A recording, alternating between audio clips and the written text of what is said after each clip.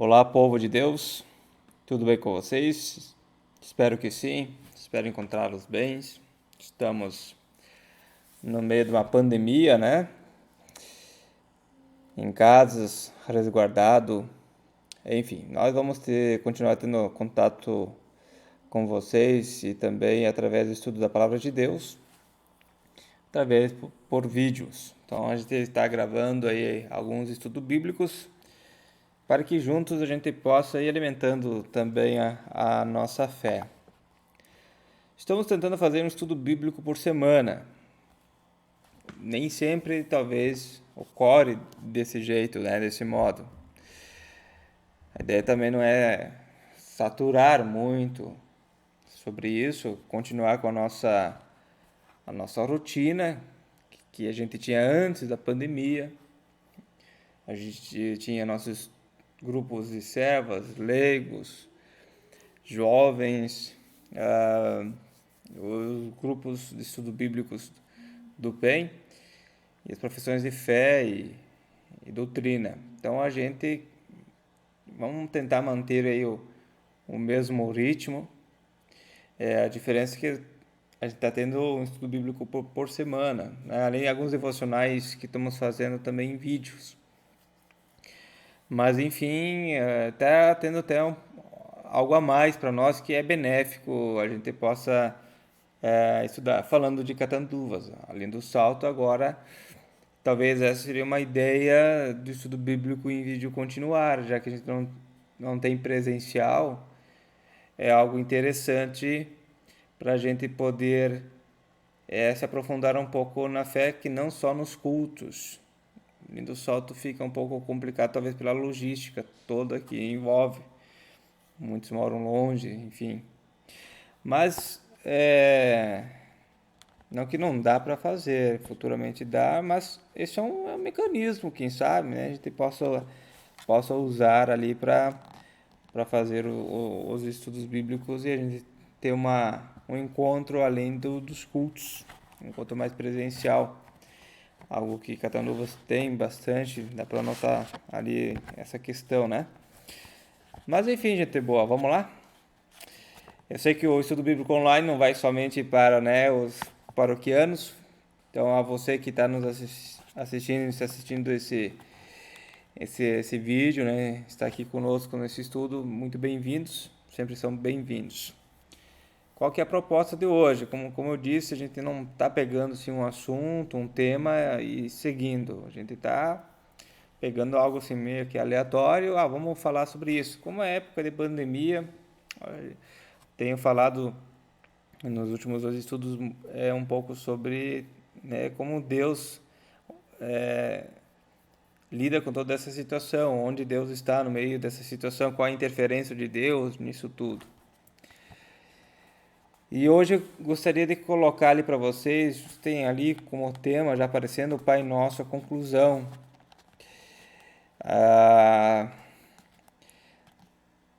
Eu quero colocar assim o que isso significa para nós, o que isso quer dizer, talvez de uma forma diferente do que para aqueles que fizeram a doutrina, né, do que aprendeu um pouco lá na doutrina, tá? Uma visão um pouquinho diferente, quero dizer. Trazer alguns textos bíblicos que nos ajudem um pouco nisso. Tá, parte da conclusão. Pois teu é o reino e o poder e a glória para sempre. Amém. O que significa isso? Veja lá, aprendemos com Martinho Lutero. Deus está certo de que essas petições são agradáveis ao Pai Celeste e ouvidas por Ele, pois Ele mesmo nos ordenou orar dessa maneira e prometeu atender-nos. Amém, amém. Isso significa assim seja. Só estou corrigindo aqui o que, né, saiu errado na digitação. Assim seja. Então, conclusão que o Martinho Lutero colocou, né, que todas as petições que vêm antes ali da conclusão, as 7 petições do Pai Nosso, é certeza de que o Pai Celeste vai ouvir essas orações e vai ser assim também atendida, porque Ele ordenou que nós orássemos e que, então, dessa maneira também Ele vai nos atender. O Senhor Jesus está nos ensinando. As petições são agradáveis a Deus. Então a gente aprendeu, a gente aprende também sobre essas palavras, que Deus está no comando de todas as coisas. Eu acho que a conclusão dos mandamentos, ele quer dizer isso. Deus está no comando. De Deus é o reino. Tá? O reino é de Deus. Tá? Teu é o reino. O reino, ele governa a terra sobre todas as coisas.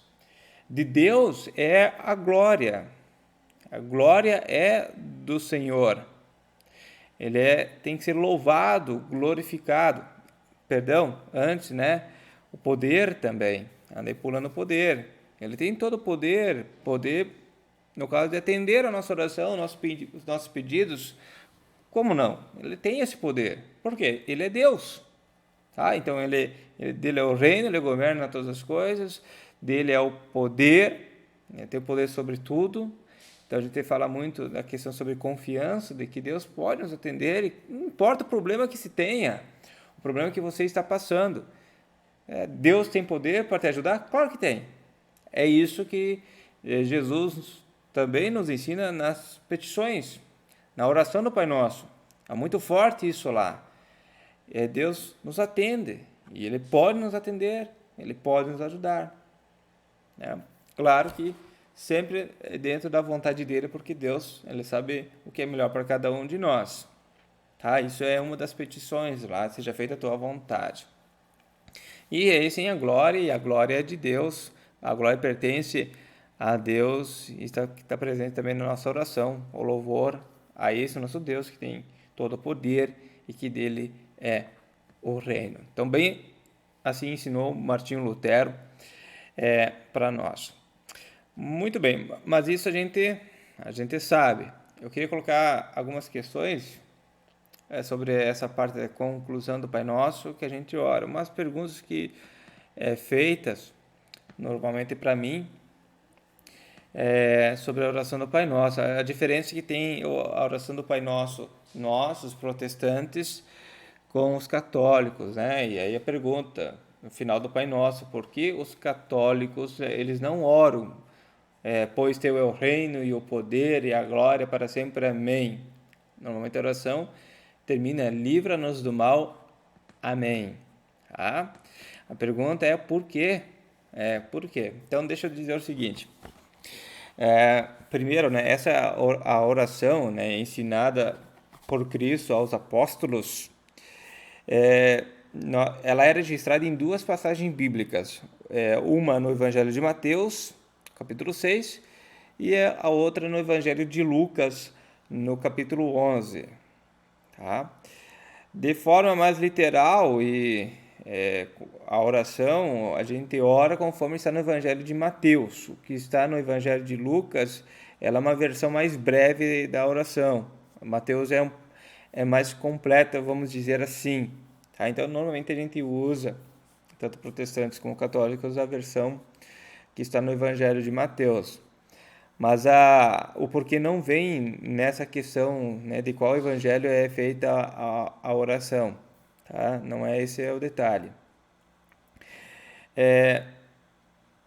A última frase, que é lida, pois teu é o reino, o poder e a glória para sempre, normalmente não aparece nas versões católicas da Bíblia. Tá? Nós seguimos uma Bíblia, a católica tem outra. Mas a Bíblia de Jerusalém, não tenho aqui agora para mostrar para vocês, ficou lá no meu escritório. Ela cita em nota, embaixo, essa versão da conclusão, pois teu é o reino, o poder e a glória. Ela é citada. E nas versões evangélicas, como a Bíblia mais moderna agora, como por exemplo a nova tradução da linguagem de hoje, ela vai trazer entre parênteses essa última parte aí, vocês podem notar lá. Então, nas notas da Bíblia católicas e os parênteses nas evangélicas têm uma mesma razão de ser.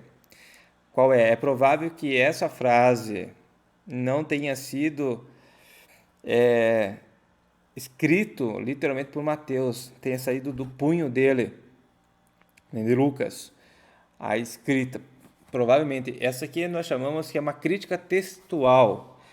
Como o original a gente não tem, a gente tem cópias, então a gente vai lidar com as cópias. Então a interrogação é que se realmente Mateus lá ele teria escrito ou não. Que aparentemente parece que ele não teria escrito essa última parte ali do Pai Nosso.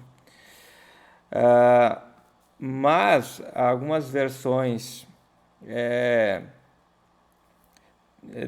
dos manuscritos existem essa escrita, tá? Alguns manuscritos importantes, né, de Mateus, manuscritos de Mateus, não tem essa frase, mas outros têm essa frase.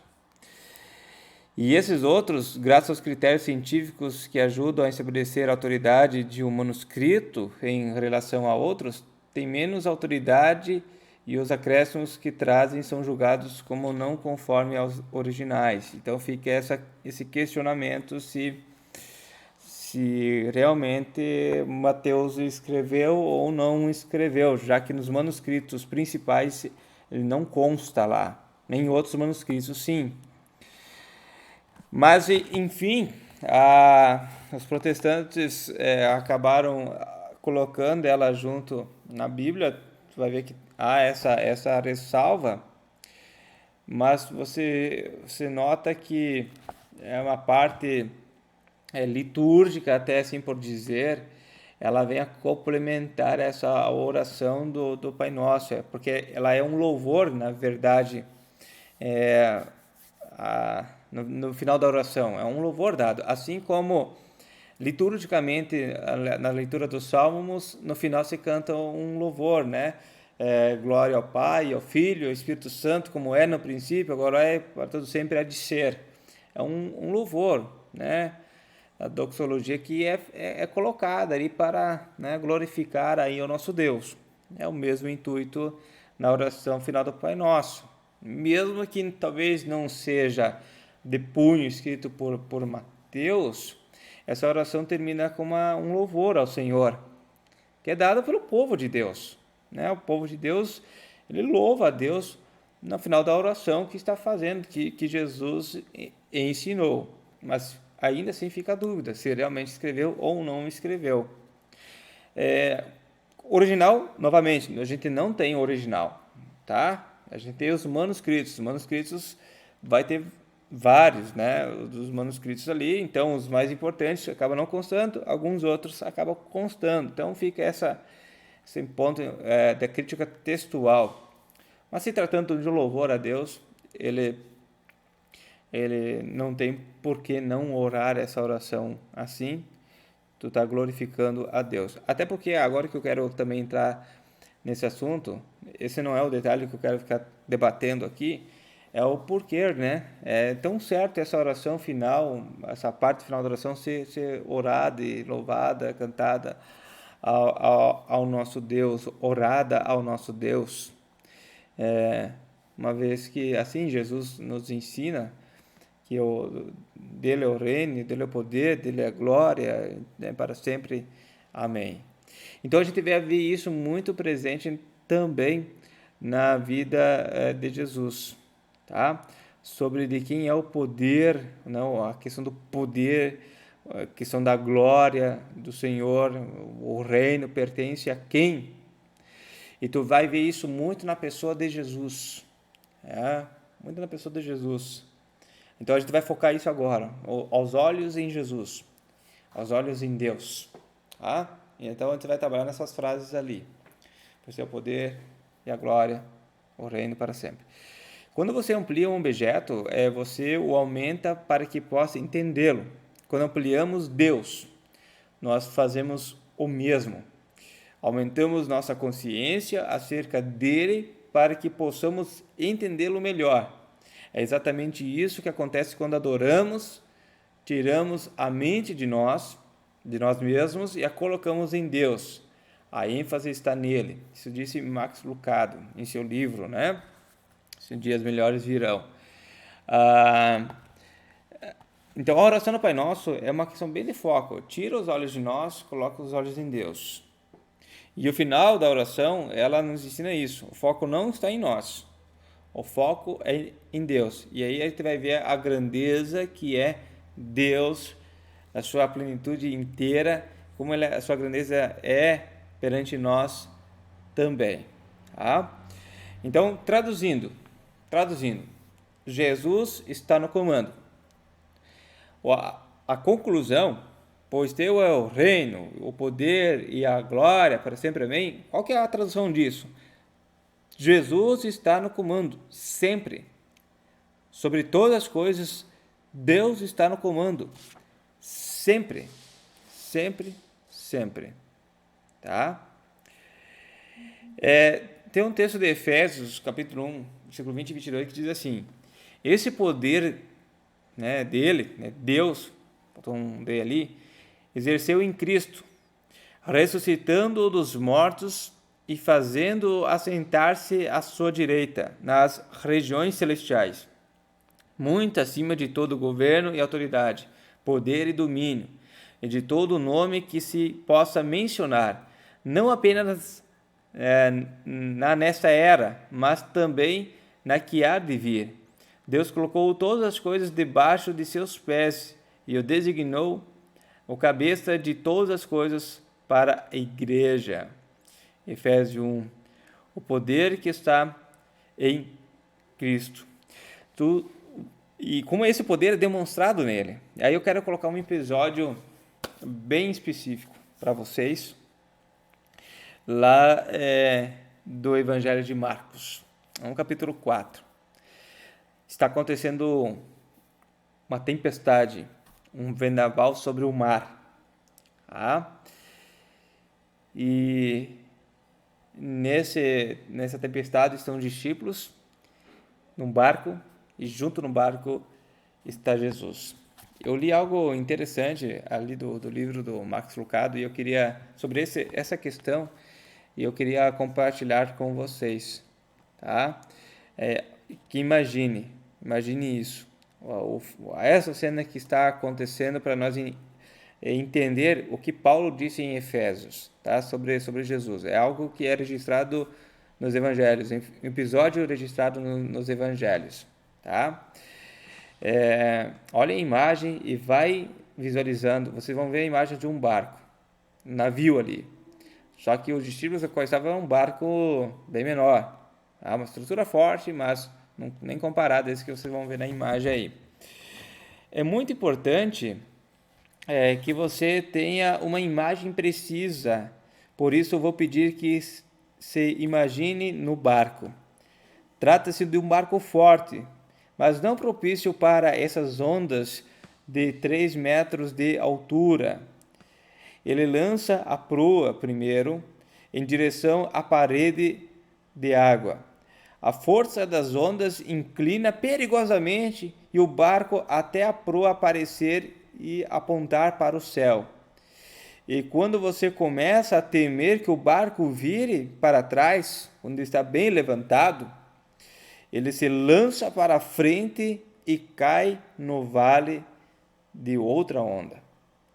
Inúmeras mãos se unem às suas para agarrar o mastro.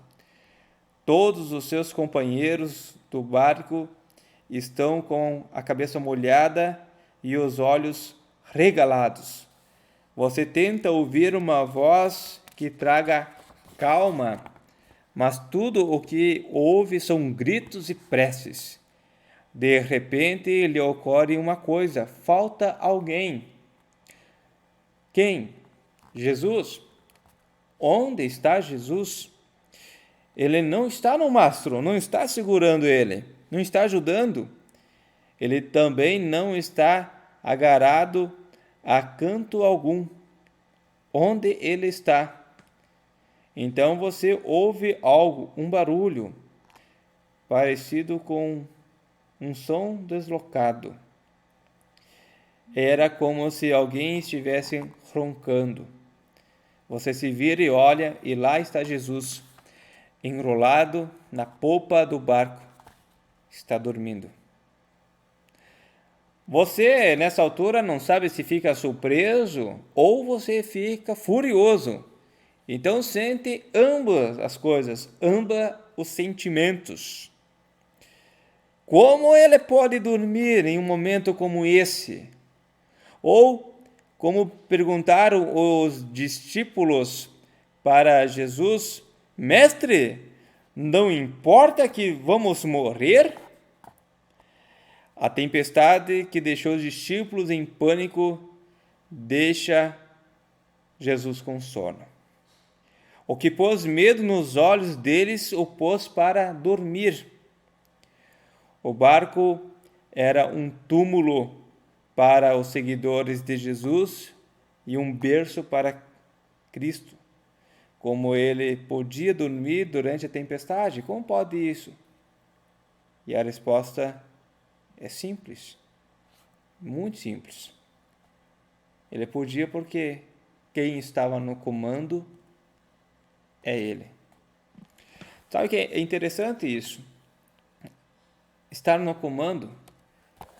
Se tu vai num restaurante muito chique, você vai pedir um cardápio e recebe a comida, e aí você tem uma pergunta sobre a comida, e aí tu vai chamar o garçom. Me chama quem está no comando aqui da cozinha. Quem está no comando da cozinha que eu quero falar com o chefe.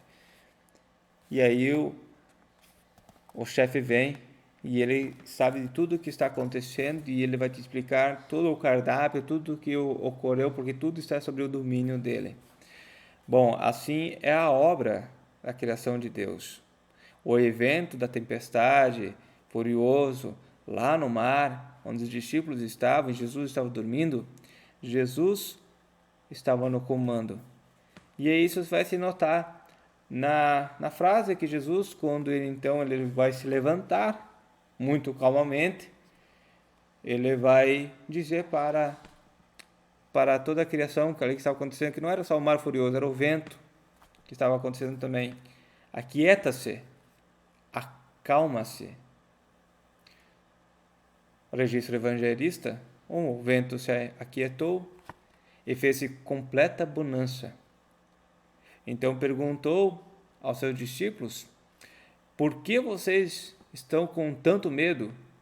Ainda não têm fé? Pergunta é, vocês não sabem quem está no comando disso tudo? Vocês não sabem que o reino, o poder e a glória pertencem a mim? E que quem está aqui nesse barco é Deus? Interessante esse episódio que acaba aparecendo incrível. E é incrível isso. E veja só, né, a cena acontecendo. Jesus se levanta e vai dizer, aquieta-se, acalma-se. Nota que Jesus ele não lança um mantra, né, sobre a criação. Ele não faz uma farinha mágica e joga no mar e agora vai se aquietar. Não, ele não precisa de nenhuma ajuda, nenhum ritual. Ele simplesmente acalma o mar que está enfurecido. Ponto. Acalmou. No mesmo instante, uma calma imediata, na mesma hora. Não foi uma coisa gradativa. Parou. Nenhuma onda mais, nenhuma gota mais, nenhuma rajada de vento estava acontecendo. A água que estava agitada, a água turbulenta, a torrencial que estava acontecendo ali, tudo parou. Qual foi a reação dos discípulos? Qual foi? Eles ficaram apavorados. Registra o Evangelho de Marcos. Eles estavam apavorados e perguntaram uns aos outros, quem é este que até o vento e o mar lhe obedecem? E aí a pergunta de Jesus, velho, mas vocês não sabem que a mim pertence o reino? É a mim o poder e a glória? E os discípulos eles vão ver isso muito depois em Jesus. Toda essa questão de que dele é o reino, Dele é o poder, é Ele que está no comando. É Ele, porque Ele é Deus. Eles vão ver isso na pesca maravilhosa, enche os barcos com os peixes. Vão ver isso, a multiplicação de pães e peixes, como Ele tem domínio sobre a matéria, né? A criação, é como Ele tem domínio sobre a criação, sobre o mar, sobre os animais, tá? Sobre o vento, que ninguém controla. Ele controla, Ele está no comando, ele é Deus. Como eles viram isso, como Jesus curou um paralítico, fez o paralítico andar novamente. Vão ver isso na ressurreição de Lázaro, por exemplo. Fez mortos sair e começaram a dançar, a viver, a respirar. Ele tem domínio sobre isso. Veja como isso é maravilhoso, como isso é grandioso em nosso Deus. Isso tem que encher na nossa alma, o nosso coração. E os discípulos viram isso quando Jesus também expulsou demônios, tirou demônios de uma pessoa e lançou aos porcos, e os porcos se precipitaram, né? Espinhadeira abaixo, se afogaram, né? Até os espíritos imundos, ele dá ordem, e eles lhe obedecem. Interrogam os discípulos: quem é este? Quem é este? Esse é Deus. Este é Deus. É um Deus que tem domínio sobre todas as coisas. É Ele que tem o poder. É o dele o reino. Aí Mateus vai dizer, né? Porque teu é o reino, e o poder e a glória para sempre. E aí em 1 Pedro, capítulo 3, versículo 22, vai dizer: Jesus subiu aos céus e está à direita de Deus, e a Ele estão sujeitos anjos, autoridades e poderes. Bom, a gente confessa isso no credo, né? Subiu aos céus e está sentado à direita de Deus, Pai Todo-Poderoso, que criou os céus e a terra. Jesus tem todo o poder. Os discípulos aprenderam com isso. Eles viram todo esse poder, todo o reino ser sujeito a Jesus, porque dele é o reino. E como isso é maravilhoso. Quem está no comando? Quem está no comando de todas as coisas? É Jesus. Aqui uma prova de que Jesus, ele é Deus. Ninguém tem domínio sobre a criação, ninguém está no comando, a não ser Ele está no comando. E agora eu digo o seguinte para vocês, no mundo que nós vivemos hoje. O que você acha? O que você pensa? Se Deus está no comando de todas as coisas, tu vê aquele mar turbulento acontecendo lá, até vou colocar a imagem aqui novamente, aquele episódio dos discípulos. Se vocês vejam que ele estava no comando, estava dormindo no meio daquela tempestade, os discípulos achavam que iriam morrer lá, que o barco iria virar. Pensa a situação do barco deles, não é esse aí que vocês estão vendo agora. É um barco de madeira. Provavelmente eu e você ia tremer as pernas também, ia chorar lá. E os discípulos sacodem, e Jesus está dormindo. Tá, mas por que isso? Se você acha que Jesus pode acalmar um mar furioso, um vento torrencial acontecendo, se ele pode multiplicar pães e peixes, né, encher as redes de peixes, curar leprosos, doentes, fazer cegos enxergar, ressuscitar mortos, você não acha que ele estava muito por cima dessa pandemia que está acontecendo? Tu não acha que ele está? Ele está. Basta você confiar. Confia em Deus. Ore a Deus. Falta a questão de oração. Pedir para Deus que Ele ore. Que Ele nos ajude. Que Ele olhe para nós. E que ajuda-nos a passar por essa turbulência que está acontecendo. E que Ele, assim como fez para com os discípulos, possa acalmar o nosso coração, deixar essa tempestade passar. Mas agora, uma oração sincera. Eu vi uma imagem hoje, Tá, eu acho no mundo aí, uma criança no meio da rua orando a Deus pedindo para passar. Não vou tirar o crédito da criança em si, da oração, não vou entrar nesse meio, mas o que acontece hoje muito se faz muito pelas aparências. Ah, alguém foi lá, parece que, né, no meio foi tirado de uma foto, eu não sei quais as circunstâncias, mas vale uma confiança sincera em Deus e que Ele vai nos ajudar. Agora, acima disso também, eu tenho que saber que esse que está no comando, ele está no comando da minha vida e que ele também vai me levar para o reino da vida eterna, porque ele tem controle sobre a morte. A morte não pode mais me amarrar nela. Mesmo que eu mora, eu vou ressuscitar, eu vou voltar à vida. Por que que eu vou voltar à vida? Porque é Deus que está no comando, é Jesus que está no comando, e ele disse para ti, ele disse para mim que eu e você vamos viver, que ele morreu por mim, que morreu por ti, e que mesmo que uma pandemia me leve, a morte não vai ficar amarrada em mim, não vai me segurar, porque Cristo venceu, é Ele que está no comando.